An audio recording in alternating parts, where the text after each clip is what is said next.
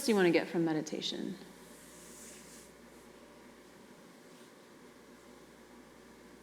Yeah. To be honest, I just kind of started as my goal for the remainder just to do it because I've never done it. Yeah. And now it's weird if I don't meditate for 5 minutes a day, which I'm really happy about. What happens? I feel like I'm just like, I didn't sit, like I didn't sit there for my, like I didn't have my time. Yeah. And I feel like, but if it's the end of the day and I didn't take my 5 minutes, I'm okay now. I'm going to go to bed. Yeah, hey, everyone. I don't know. It's like, Awesome. Now it's a habit. At the beginning it was where I was like, why? No, like, but now it's honestly a little 5 minutes, now it's like, maybe 10, I don't know. Beautiful. Amazing, I love it. I love it. Cool. It's a good question to ask yourself. Maybe take it with you this summer. Like, what do you want to get out of meditating? What motivates you to do it? Because if you think there's a benefit, the benefit we're communicating to you here, I don't know, the royal we, that I'm communicating to you here is that you will sort of amplify the change that you're looking to create in your life. In some ways, meditation is a fast track.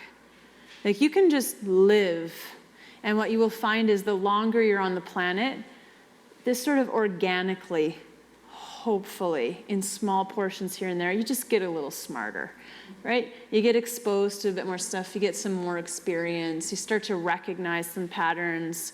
This is the alleged maturation that you'll go through, right? Not everybody does, because it's little breadcrumbs. If you're not consciously engaged in that process of evolving and maturing and gaining wisdom, it'll just kind of happen to you to a certain degree.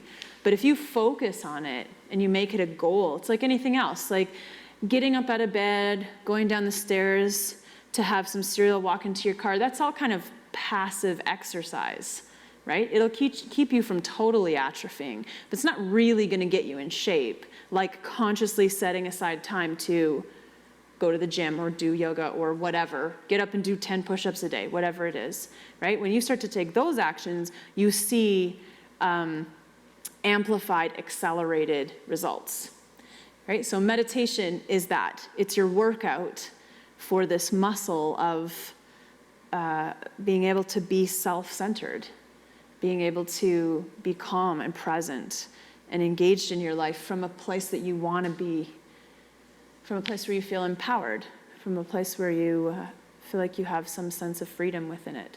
So if those are the kind of things you want in your life, then you're going to be motivated to meditate. And the more you do it, like you say, right? The more you do it, the more you'll realize that it actually works, and you'll want to do it more. And it's kind of like exercise too, right? Even though you know you should, maybe you don't, right? Even sometimes it's boring, sometimes it's hard, sometimes it doesn't feel like it's giving you the result you want, but practice. There's, in the iTunes iBooks, Yeah. there's a Shildron, yeah. And she talks about that being, that when you feel that feeling when you know you need to meditate, is that you really shouldn't meditate because you're forcing yourself to do something you shouldn't. You know, like it kind of goes through that. No. And she's like talks about that it's when you don't have that feeling anymore. That's when it's really deep down, really meditating. Yeah. Forcing yourself to meditate, then you're not. Yeah, that's a very Buddhist mentality, for sure. Buddhism is very focused on not getting out of that wheel of suffering. That what she's talking about would be, say, you know, like now it's your new addiction, right? Now your motivation to do it is because you're seeking out a desired result, or you're running from something that, the Buddhists get so immersed in that conversation, it even fatigues me. And it's hard to fatigue me on this stuff. I had to listen to it so many times and really, just couldn't absorb it. Yeah, they are much more focused, and this might not be a fair representation of yoga, but I would say from my exposure to the material in both, Buddhists are very much more focused on a kind of dispassionate discipline. Just doing something because it's the thing you do, without having to entice yourself in some way, or without having to set a goal for some attainment or some enrichment because of it.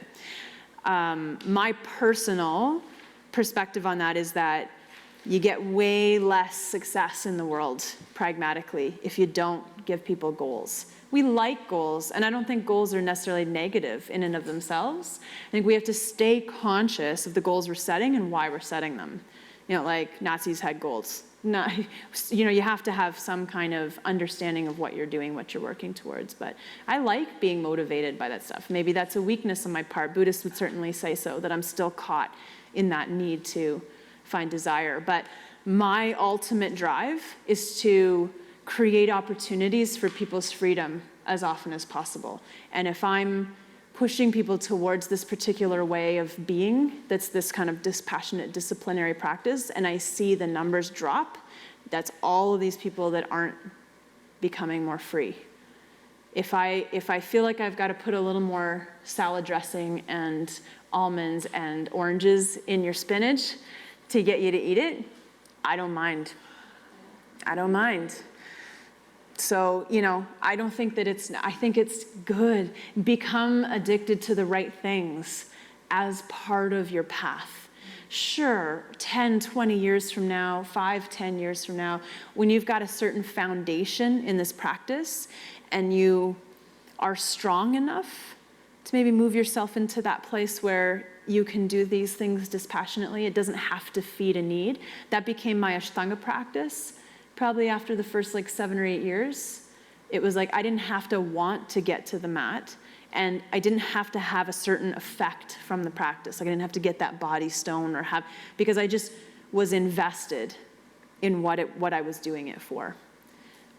So I didn't have a desire or aversion connected to it. I had a deep-seated trust in the process, and I loved it in what I would define as love. Like it didn't have to reward me in some way for doing it.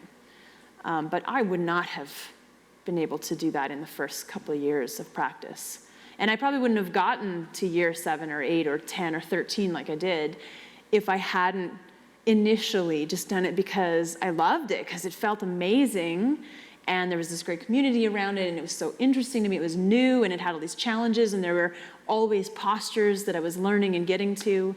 That's not the ultimate practice that yogis would want you to have, because it is still caught in that desire and aversion. And I was more susceptible, if I had a practice that didn't reward me, to want to be like, forget this, to be very fair weather about it.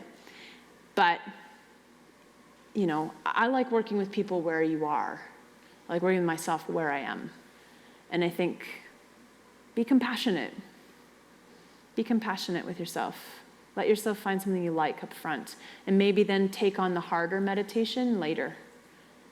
Just keep doing it. It's kind of hard to get to the harder meditation if you can't do the original one again. Yeah, let yourself find a meditation practice that's fun. It's not the ultimate goal of meditation for it to be fun, but I'd rather you do it than not do it. You know, like metta. Metta is a tough meditation, very rewarding, but very gets to your core. So maybe metta isn't your go-to. You know what I mean? Maybe standing in front of a mirror and saying, I love you to yourself for a while first. And then when you feel pretty secure in that, give metta a shot. But maybe just don't go right for the jugular. How many of you were taught meditation in any yoga classes you went to? Yours. Yeah? Yeah. Metta? Was it metta? Yeah. Yeah. I love teaching that stuff. Isn't that interesting? I think a lot of them are only an hour though, so I find it very challenging to get in an appropriate warm-up and then some of the things that I want to include in the middle where people are learning about postures and why to do them, and then also fit in a breath practice at the end too, because an hour is, like, you could spend, 25 or 35 minutes doing the good stuff at the beginning that you know is very important to a practice, but then you've only got a half an hour for everything else, and then people will stop coming and stop getting what they think yoga needs to be, and so it's an interesting balance. I think that's why. Yeah. There's not a ton of space. It's a very cultural thing to perceive that the thing you want to prioritize is the movement That's a very cultural thing. You will not find that around the world. You will find that moving at all is a very optional part of a yoga practice. It's especially challenging being in a gym environment, though. Totally. People come in for a workout. Totally. And if you're doing yoga as a career, then you have to pay attention to the economic drivers. And if you're offering something people don't want to do, they're not going to come, you're not going to make money, that's the end of that. If you're in a very traditional yogic structure where you're a guru and students are sent to you or come to you and they commit to that, then there's an enforced practice there that doesn't have to cater to the client, if you will, right? It's a very North American mentality, as well as wanting to really emphasize the physical aspect of the practice. Neither good nor bad, or I'm not saying either good nor bad, just the reality of the environment you're in. Yeah. I think it's starting to become more common because when I lived in California for a while with my ex, there's studios for meditation. Oh, yeah. That are starting. And like the one that was near where he lived, it's called Unplugged Meditation. Mm-hmm. And it was literally a giant room. Yep. And people would go to meditate. Yep. And that's the first one I've seen of them, but I think, at least in those types of places, like California, where yoga is bam, like in your face, Yeah. wherever you go. So hopefully, I'm hoping it will kind of start to become more mainstream. I've seen little classes here and there, like here, where it's like Sunday night meditation and stuff, so Yep. I'm hoping that it's kind of starting to become Yeah, you and me both. You and me both. And part of it is that we need to get teachers who can teach it. And we don't have a lot of, we have a lot of meditation teachers, but we don't have a lot of meditation masters in the area. So yeah, I hope the same thing, that starts to bloom a little bit more. Kind of just like what was she saying?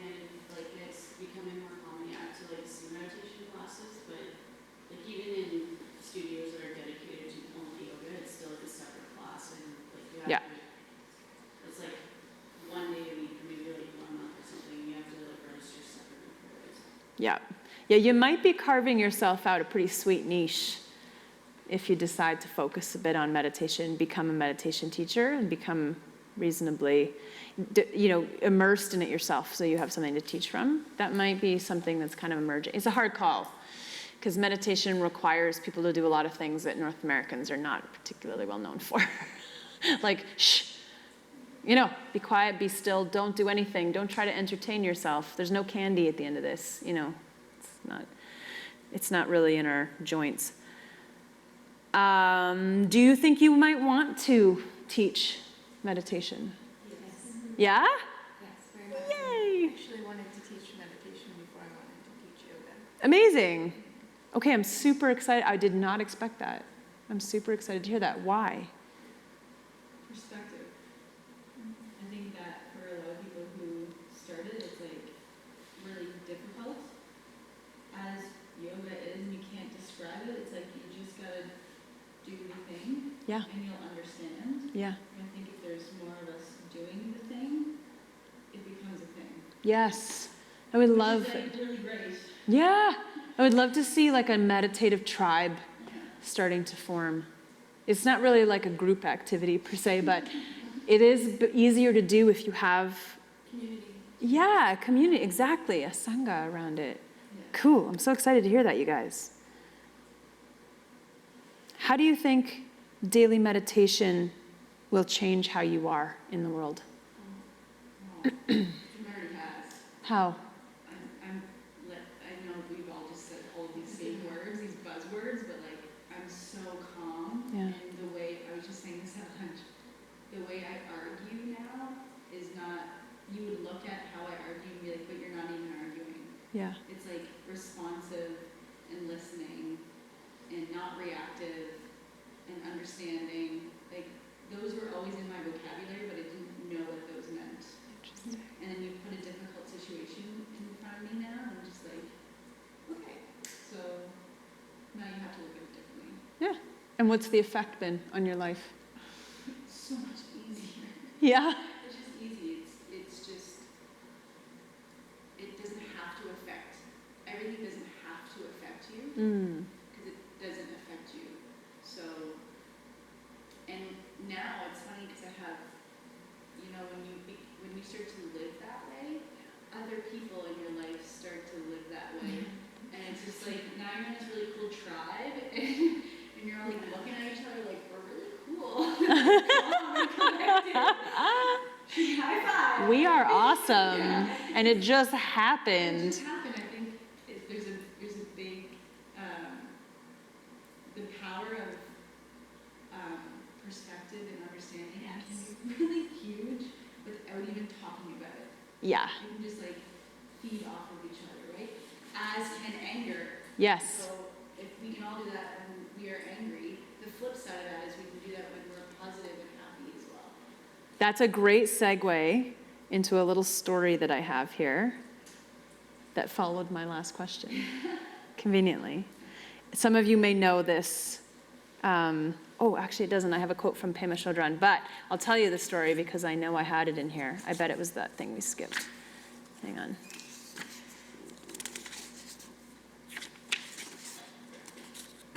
Oh, maybe I took it out. No, I'm sure I wouldn't have taken it out. Because I love this little story. Here it is. Okay. You may know this story already, but for those of you who don't. An old Cherokee told his grandson, "My son, there is a battle between two wolves inside of us, in all of us. One wolf is evil. It is anger, jealousy, greed, resentment, inferiority, lies, and ego. The other is good. It is joy, peace, love, hope, humility, kindness, empathy, and truth." The boy thought about it and he asked, "Grandfather, when the wolves fight, which wolf wins?" And the old man quietly replied, "The one you feed."